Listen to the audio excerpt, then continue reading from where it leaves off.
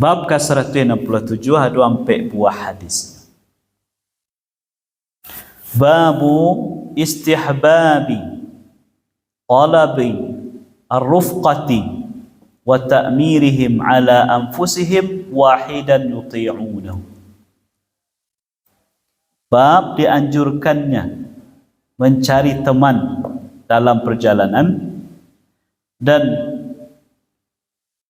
memberi amanah kepada salah seorang di antara mereka untuk menjadi pemimpin untuk mereka taati dalam safar tadi. Ada 4 buah hadis. Yang pertama, an Ibnu Umar radhiyallahu anhuma qala Rasulullah sallallahu alaihi wasallam, law anna an-nasa ya'lamuna minal wahdati ma a'lamu ma sara rakibun milailin wahdah. Rawahu al-Bukhari. Kalau seandainya manusia itu mengetahui efek buruk dari seseorang bersafar sendirian seperti yang aku ketahui, maka tidak akan ada orang yang berkendara di malam hari sendirian saja.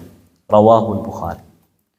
Wan Amr bin Shu'aib an abihi an jaddihi radhiyallahu anhu qala Rasulullah sallallahu alaihi wasallam, ar-rakibu syaitan wal-rakibani syaitanani wa thalathatu rakbun.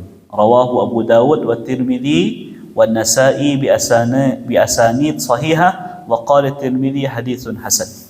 Dari Amr bin Shu'aib, dari ayahnya, dari kakeknya, semoga Allah meridainya, dia berkata, telah bersabda Rasulullah sallallahu alaihi wasallam, orang yang berkendara satu orang saja adalah satu setan. Yang 2 orang berkendara 2 setan.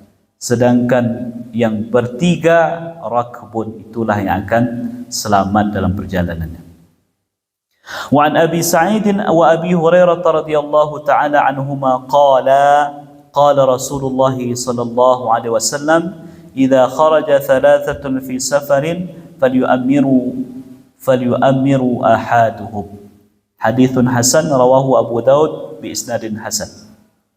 Dari Abi Sa'id dan Abu Hurairah, semoga Allah meridai keduanya berkata, telah bersabda Rasulullah sallallahu alaihi wasallam, apabila ada 3 orang bersafar, maka hendaklah salah seorang di antara mereka menjadi pemimpin dalam safar itu.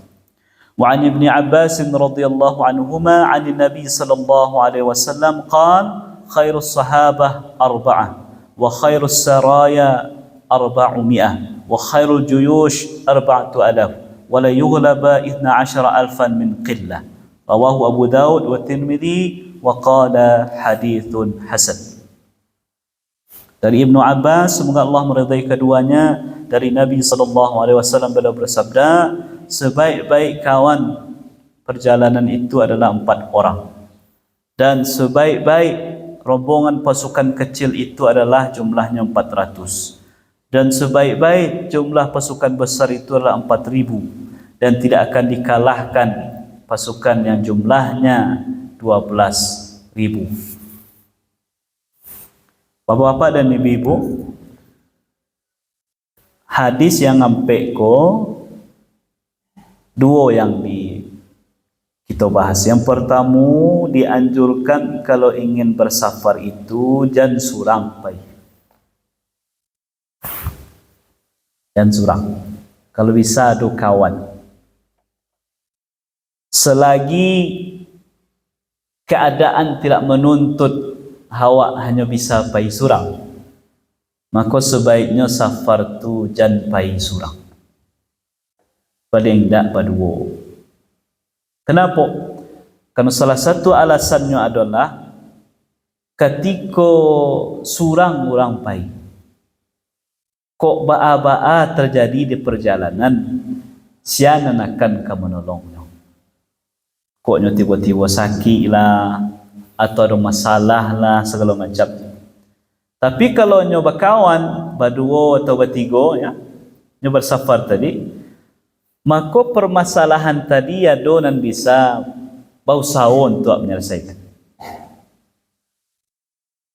Contohnya orang yang sakit, tiba-tiba sakit tadi, kawannya lah yang akan membawanya ke rumah sakit terdekat, kemudian kawannya lah yang akan menghubungi keluarga. Tapi kalau nyesurang susah kadang yang seperti itu terjadi.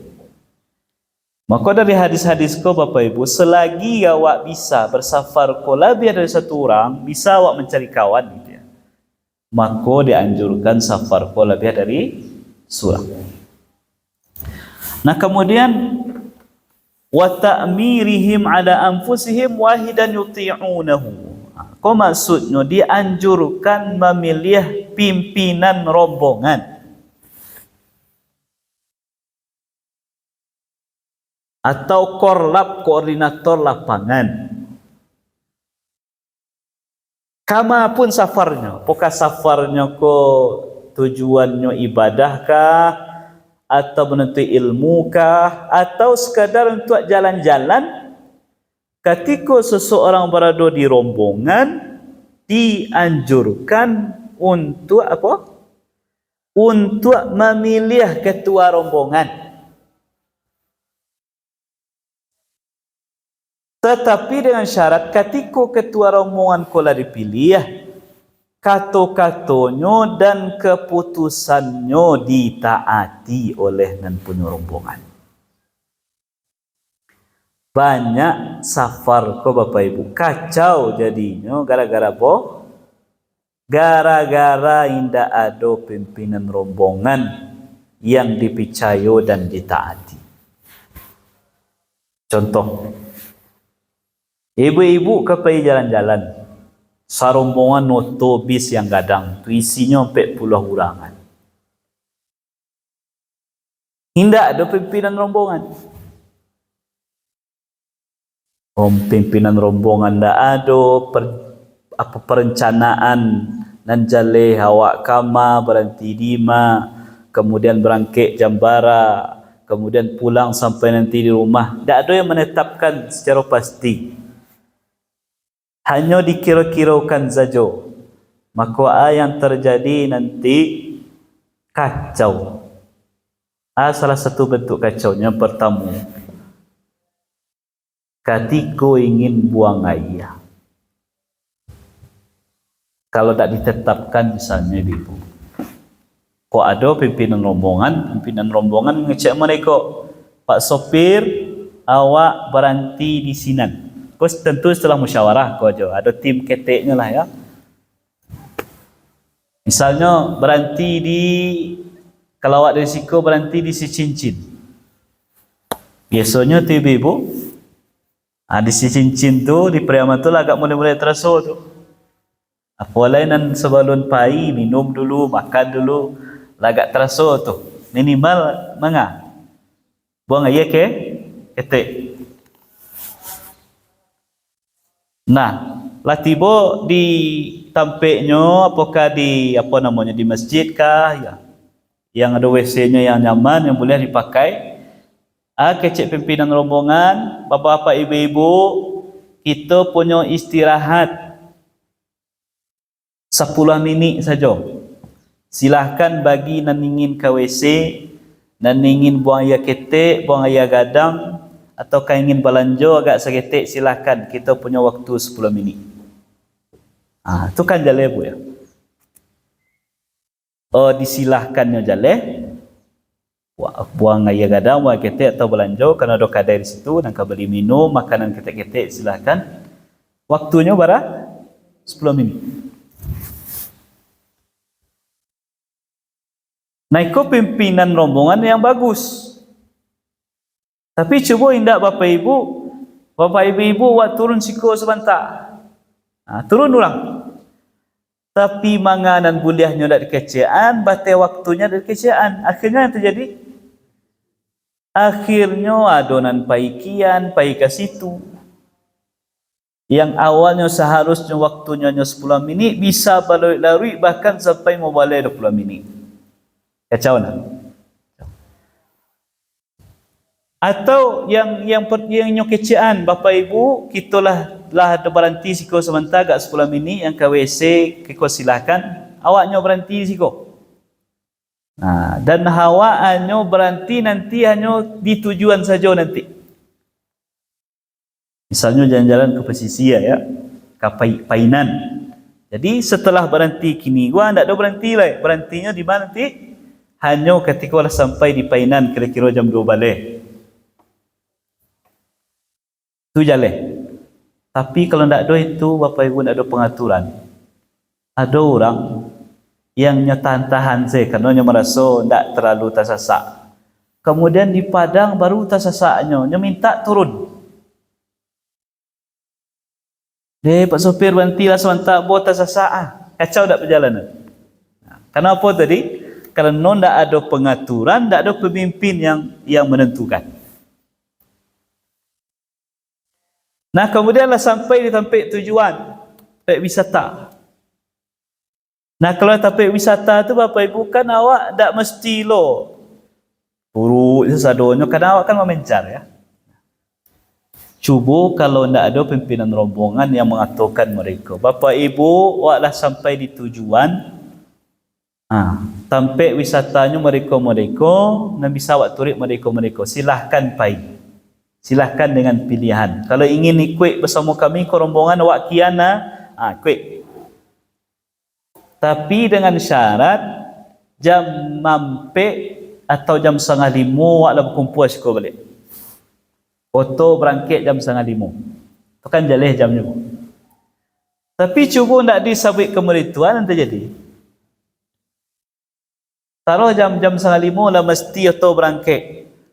Adonan pai misalnya kalau ke Painan tu ke pulau nya Balealeha juga. Jam 4:30 nya masih di pulau tu juga baru. Nah, akhirnya baru tiba jam 5. Oranglah rasah di auto ko menunggu dan lalu datang. Kali tinggal ke baalah. Kali tunggunya lama awak rasah, kacau perjalanan. Kemudian masalah solat. Kalau tidak ada pimpinan rombongan yang mengecek ke mereka, Bapak Ibu, kita kena bersafar, ada keringanan menjamak, ada keringanan mensafar, kok tiba waktu zuhur nanti, kita jamak zuhur ju asar langsung, jamak takdim. Nah, itu jalan, seluruh rombongan wajib untuk itu. Walaupun hukumnya nak wajib dah, tapi dek kena maslahat diwajibkan. Boleh. Nah, cuba tak ada meritu. Nan lai mendengar kaji lah ko nyo faham masalah jamak safar nyo jamak lah solatnya. Tapi nan nindak nan merasa mengalau awak menjamak, awak kan risiko nyo.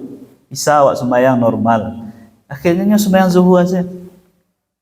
Tak jamak jasad. Kemudian di tengah perjalanan yang seharusnya motor ku berjalan taruh, keceknya Pak sopir berhenti lalu ambon sembahyang asar aja.